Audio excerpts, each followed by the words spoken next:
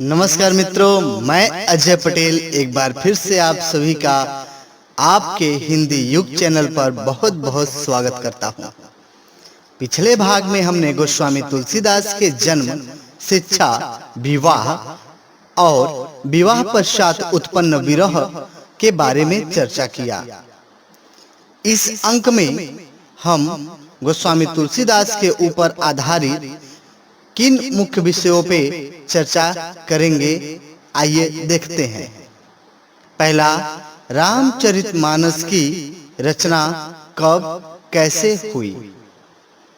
दूसरा, रहीम, रसखान और गोस्वामी तुलसीदास जी के बीच वह कौन सा प्रसंग रहा जिसने एक और रामायण को जन्म दिया। तीसरा, गोस्वामी तुलसीदास की काव्य विशेषताएं। आइए शुरू करते हैं। अगर आप हमारे चैनल पे नए हैं तो चैनल को सब्सक्राइब कर लीजिएगा। कैलाश मानसरोवर से वापस आने के बाद गोस्वामी जी अंत में चित्रकूट आकर रहे, जहां इनकी बहुत से संतों से भेंट हुई। संवत 1631 में अंतःप्रेरणा जागृत होने पर ये अयोध्या जाकर रामचरितमानस की रचना प्रारंभ किए, जिसे पूरा करने में इन्हें 2 वर्ष 7 महीने का समय लगा। ये अपने समय के सबसे बड़े राम भक्त और महात्मा माने जाते थे। कहते हैं कि उस समय के सबसे बड़े संत विद्वान मधुसूदन सरस्वती से इनसे वाद हुआ, जिससे वे अति प्रसन्न हुए थे और गोसाई जी की स्तुति में उन्होंने कहा था, आनंद कानने कस्य जगमस्तु तुलसी तरु कविता मंजरी यस्य राम भ्रमर भूषिता। गोस्वामी के प्रादुर्भाव को हिंदी काव्य क्षेत्र में एक चमत्कार समझना चाहिए। हिंदी काव्य की शक्ति का पूर्ण प्रसार इनकी रचनाओं में ही पहले दिखाई पड़ा। आप अपने 126 वर्षों के दीर्घ जीवन काल में गोस्वामी जी ने निम्नलिखित कालजयी ग्रंथों की रचनाएं की। राम लला नहछु, वैराग्य संदीपनी, रामाज्ञा प्रश्न, जानकी मंगल, रामचरितमानस, सतसई, पार्वती मंगल, गीतावली, बरवैं रामायण, दोहावली, कवितावली और हनुमान चालीसा। जिस समय बाबा तुलसीदास के अंतर्मन में कविताओं के बीज अंकुरित हो रहे थे, उस समय उनके सामने जनभाषा के नाम पर एक तरफ सूरदास के प्रयोग वाली ब्रजभाषा प्रचलित थी, तो वहीं दूसरी तरफ जायसी द्वारा प्रयोग की हुई अवधी। बड़े आश्चर्य की बात तो यह है कि बाबा तुलसीदास देवभाषा संस्कृत के पांडित्य तो रखते ही थे, साथ ही साथ इन दोनों प्रचलित जनभाषाओं पर भी समान रूप से अधिकार रखते थे। हम जो माधुर्य कृष्ण भक्त सूरदास के सूर सागर में पाते हैं, वही माधुर्य गीतावली और कृष्ण गीतावली में भी मिलता है। और तो और ठेठ अवधि की जो मिठास जायसी अपनी पद्मावत से चखाते हैं, वही मिठास हम तुलसीदास कृत पार्वती मंगल, जानकी मंगल, बरवैं रामायण तथा राम लला नहछु में भी पाते हैं। अर्थात गोस्वामी जी ने ब्रज व अवधि दोनों बोलियों में रचना की तथा अपने समय की प्रचलित सभी काव्य शैलियों को अपने काव्य रचना हेतु अपनाया। आप देखेंगे कि जहां आपको रामचरितमानस में प्रबंध काव्य शैली मिलेगी, तो वहीं दोहावली में अलमस्त कबीर के साखी काव्य शैली के भी दर्शन होंगे। विनय पत्रिका में गोस्वामी जी ने मुक्तक शैली का प्रयोग किया है।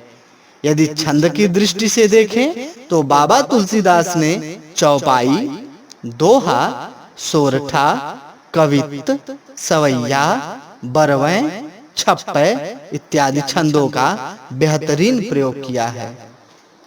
आइए इसके साथ ही आपको एक दिलचस्प किस्सा सुनाता हूँ।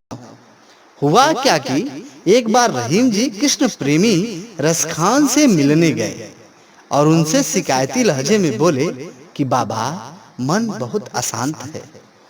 एक बार सूरदास जी से मिला था तो बहुत अद्भुत अनुभव हुआ था। पुनः मिलना चाहता परंतु पता चला कि उनकी इस दुनिया जहान से रुखसती हो गई। तो रसखान बोले, यदि ऐसा है तो चित्रकूट के घाट चले जाओ।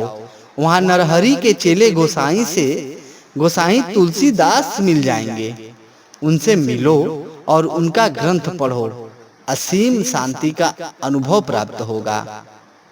चूंकि रहीम मिर्जा खां हो चुके थे और बड़ा पद संभालते थे, तो वह तत्काल चित्रकूट रवाना नहीं हो सकते थे। अतः उन्होंने एक सेवक को बाबा तुलसीदास के पास भेजकर उनके मानस की प्रतिलिपि तैयार करवाई और उसे अपने पास मंगवाया। आपको जानकर आश्चर्य होगा कि जब रहीम रामचरितमानस ग्रंथ को पढ़ने बैठे तो उनके रोम रोम मानस को पढ़कर पुलकित हुए जा रहे थे। आंखों में भाव के सागर के लहर उठ रहे थे। आज रहीम परमानंद की अनुभूति कर रहे थे। उन्हें ऐसी अनुभूति हो रही थी कि जैसे नवरस और सारे अलंकार तीनों शब्द शक्तियों के साथ कौशल्या नंदन और सियावर श्री राम के दास होकर इस काव्य की महिमा बढ़ा रहे हों। और तो और तुलसी ने एक नया रस भी मिला दिया था जो केंद्र बन गया था, जिसे भक्ति रस कहा गया, जिसके इर्द गिर्द स्वयं नौ रस चक्कर काटते प्रतीत हो रहे थे। जैसे जैसे रहीम मानस की सोरठा और चौपाइयां पढ़ते जाते, अपने प्रिय 12वें छंद में एक एक छंद लिखते जाते। यही क्रम मानस के अंतिम पंक्ति तक चलता रहा।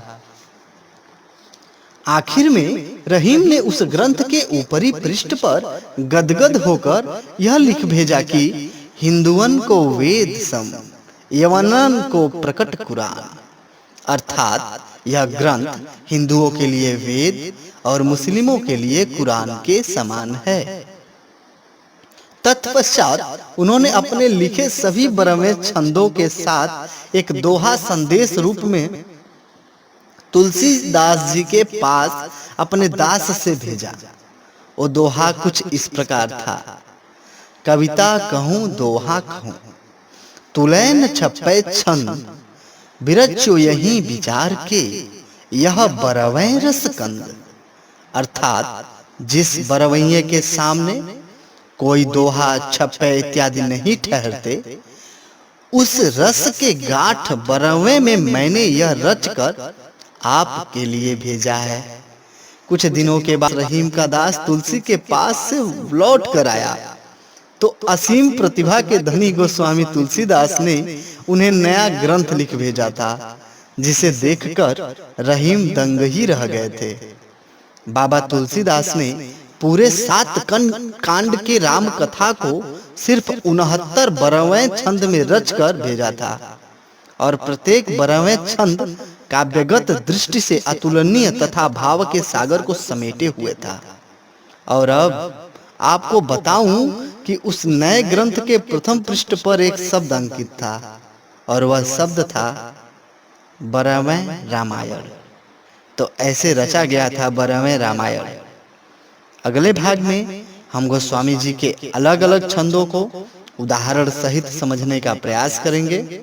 बने रहिए हिंदी युग के साथ। बहुत बहुत